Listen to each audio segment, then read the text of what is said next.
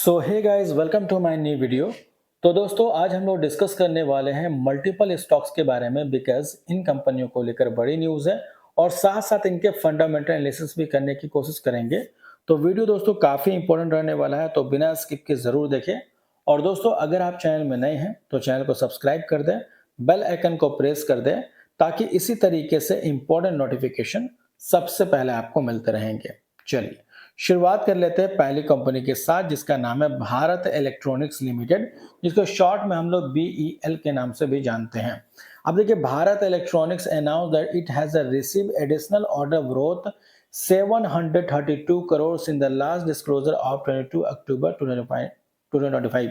According to the company, the fresh order include software defined radio यानी कि SDR, tank subsystem, communication equipment, missile component, financial management software, cyber security solution, upgrade, spare and related services. तो एक तरह दोस्तों, इस company को पहले भी ऑर्डर मिले थे और एडिशनल ऑर्डर यहाँ पे मिलता हुआ नजर आया।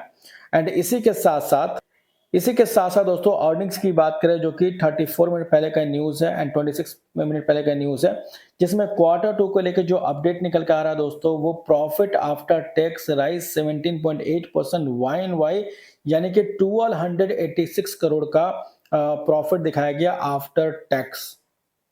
अब देखिए नंबर एग्जैक्ट किस तरीके से इन्होंने पेश किए हैं Q2 का, ये देखना काफी इंपॉर्टेंट होगा। देखिए, सबसे पहले फिगर्स अगर आप देखोगे तो इन लाख है, जो कि हम लोग कन्वर्ट करके करोड़ में बात करेंगे।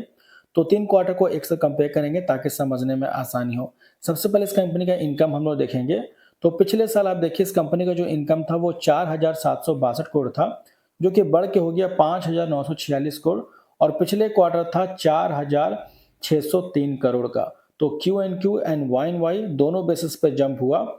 इसके अलावा दोस्तों, खर्चे यानी टोटल एक्सपेंसेस की बात करते हैं, तो पिछले क्वार्टर आप देखिए 3,323 करोड़ का एक्सपेंस था, जो कि बढ़ के 4,218 करोड़ का एक्सपेंस हो चुका है, और पिछले साल भी 3,317 करोड़ का एक्सपेंस था। तो एक्सपेंस भी कंपनी का बढ़ा, जबकि इनकम भी बढ़ता हुआ नजर आया है। अब सबसे इंपॉर्टेंट होता है दोस्तों इस कंपनी का प्रॉफिट फॉर द पीरियड। देखिए, पिछले साल इस कंपनी का प्रॉफिट था 1,092 करोड़ का, जो कि इस बार बढ़ के हो गया 1,287 करोड़, और पिछले क्वार्टर था 969 करोड़ का। तो यहाँ पे भी YoY एंड Q&Q दोनों बेसिस पे जंप हुआ है। इसके अलावा EPS की बात करें तो 1.50 से बढ़ के हो गया 1.76, और पिछले क्वार्टर था 1.33। तो नंबर भी कंपनी का YoY एंड Q&Q दोनों बेसिस पे जंप हुआ। अब आपको वो नंबर कैसा लगा, कमेंट करके जरूर बताएं। इसके बाद दोस्तों बात करेंगे नेक्स्ट स्टॉक के बारे में, जिसका नाम है यूनिसॉन मेटल्स लिमिटेड। और दोस्तों, अगर आप इस कंपनी के शेयर होल्डर हैं तो आपको पता होना चाहिए कंपनी ने स्प्लिट अनाउंस किया, जिसका रेशियो है 1:10 का, यानी एक के बदले में 10 शेयर मिलेंगे, जिसका रिकॉर्ड डेट अनाउंस कर दिया गया है, जो कि 28 नवंबर 2025 का है। तो अगर आप इस कंपनी के शेयर होल्डर हैं तो 28 नवंबर का डेट आपके लिए काफी इंपॉर्टेंट रहने वाला, नोट कर सकते हैं, और अगर नहीं है तो आप इसको इग्नोर करके भी चल सकते हैं। इसके बाद दोस्तों बात करेंगे नेक्स्ट स्टॉक के बारे में, जो कि TCS एंड टाटा मोटर से रिलेटेड है। अब देखिए, TCS and Tata motor collaborate for enhance sustainability reporting. तो एक तरह से दोस्तों टाटा मोटर्स एंड TCS के बीच में एक पार्टनरशिप होता हुआ नजर आया, AI ड्राइवन सॉल्यूशन से रिलेटेड। तो इससे दोस्तों इन दोनों ही कंपनियों को फायदा होता हुआ नजर आ सकता है, एंड यहाँ पर नोट भी कर सकते हैं, the collaboration aim to automate ESG reporting and support Tata motor net zero emission goals looking for the best. तो एक तरह दोस्तों यहाँ पे जो पार्टनरशिप देखा गया है, ये AI से रिलेटेड हो रहा है, और इससे दोनों ही कंपनी को फायदा होता हुआ नजर आ सकता है। इसके बाद दोस्तों बात करेंगे L&T कंपनी के बारे में। देखिए, L&T इंफोटेक लिमिटेड, राइट, जिसको हम लोग LTI माइंट्री के नाम से भी जानते हैं। अब दोस्तों, अगर इस कंपनी का देखोगे फंडामेंटल, तो काफी सारी क्वेरीज आ रही थी।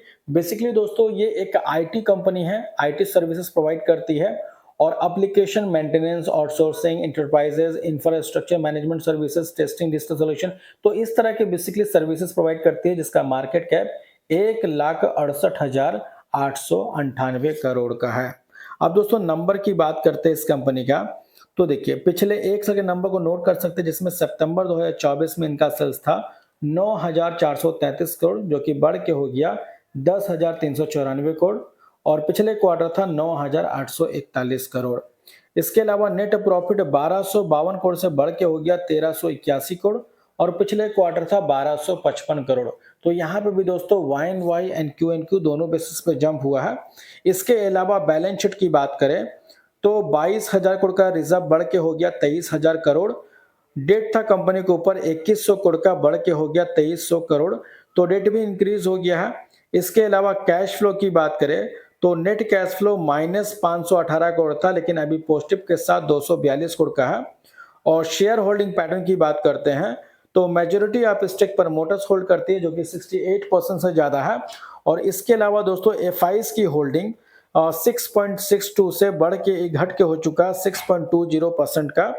और इसी के साथ साथ डीआईज की होल्डिंग 16.10 से बढ़ के हो गया 16.57% एंड पब्लिक की होल्डिंग 8.60 से 8.60 से घट के हो गया 8.35%। तो बहुत ही माइनर सा चेंजिंग देखने को मिला इनके शेयर होल्डिंग पैटर्न के अंदर।